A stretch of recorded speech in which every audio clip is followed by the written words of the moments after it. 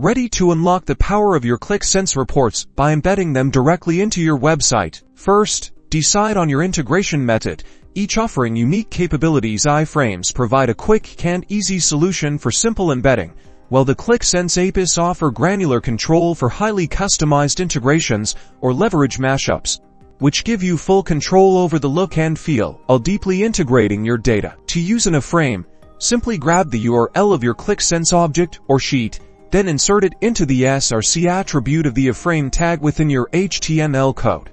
Remember to adjust the width and height to fit your web page layout. For API integration, start by setting up authentication with your Qlik Sense server. Then, using JavaScript, make calls to the Qlik Sense APIs to retrieve and display the desired data or visualizations. This method requires more coding but unlocks greater flexibility. Make sure the Qlik Sense app and objects you're embedding have the appropriate sharing permissions to allow access from your website. Without correct sharing permissions, your embedded content won't be visible. And that's it.